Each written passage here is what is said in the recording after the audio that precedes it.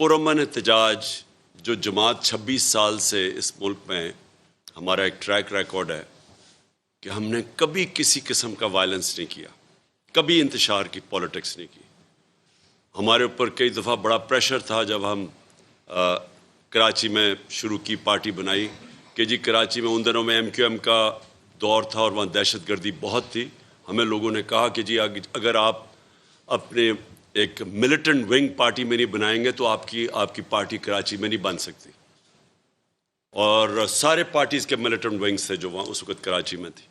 हमने वाहिद पार्टी थी जिससे फैसला किया कि हम किसी किस्म का मिलिटेंट विंग इसलिए नहीं बनाएंगे क्योंकि एक दफ़ा जब आप अपनी पार्टी के अंदर ये डाल देते हैं मिलिटेंसी, तो वो फिर पार्टी के ऊपर टेक ओवर कर जाती है। तो क्योंकि हमने हमेशा अपने आप को एक डेमोक्रेटिक पार्टी समझा, तो इसलिए जो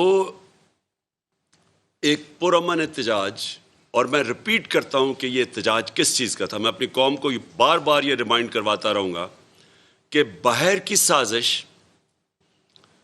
साबित हो गई।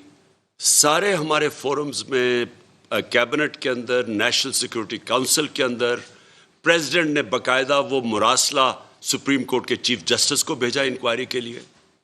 जब साबित हो गया कि बाहर से इंटरफेरेंस की गई, मुदाखलत की गई, पाकिस्तान के एक इंटरनल अफेयर नो कॉन्फिडेंस को कामयाब करने के लिए एक 22 करोड़ कौम के सिटिंग प्राइम मिनिस्टर के खिलाफ, सिर्फ इसलिए कि वो एक आज़ाद फॉरेन पॉलिसी चाहता था कि अपने मुल्क के जो फॉरेन पॉलिसी थी उसका फ़ायदा अपने मुल्क के लोगों को हो, फिर दूसरी किसी और कौम को के लिए अपनी फॉरेन पॉलिसी हो।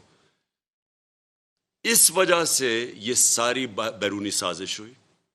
और मैं आज अपनी कौम को बताना चाहता हूँ कि ज़्यादा टाइम नहीं लगा आपके सामने, सिर्फ 6 हफ्ते लगे हैं आपको समझ आने में कि मैं क्या कोशिश कर रहा था।